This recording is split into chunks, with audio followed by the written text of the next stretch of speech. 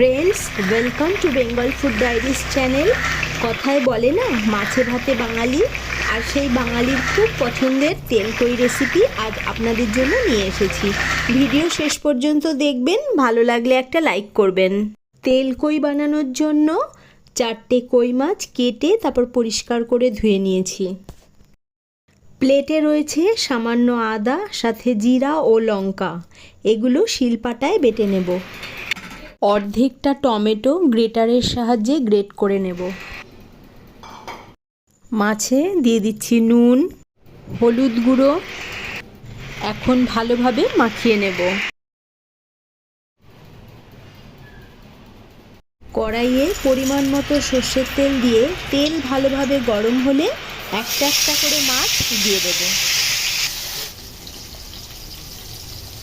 এক সাইড ভাজা হয়ে গেছে, উল্টে দেব। মাছ ভাজা হয়ে গেছে, এবার তুলে নেব। একটু খেয়াল করুন, খুব বেশি কড়া করে কিন্তু ভাজা হয়নি।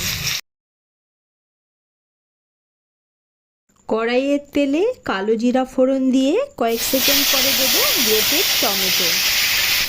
একটু নাড়াচাড়া করে ওই যে আদা, জিরা, লঙ্কা একসাথে বেটে রেখেছিলাম সেটা দিয়ে দিচ্ছি।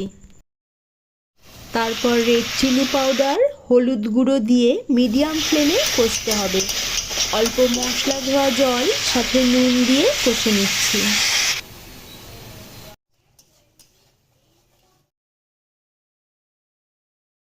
মশলা কষে এসেছে, এখন গ্রেভির জন্য জল দিয়ে দিচ্ছি।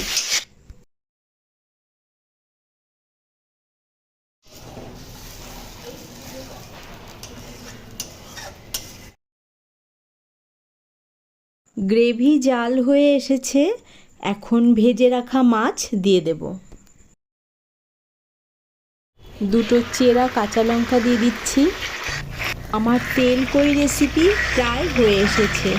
সব শেষে 1 চামচ কাঁচা সর্ষের তেল ছড়িয়ে 1 মিনিট মতন ঢাকা দিয়ে রেখে তারপর নামিয়ে গরম গরম ভাতের সাথে পরিবেশন করুন।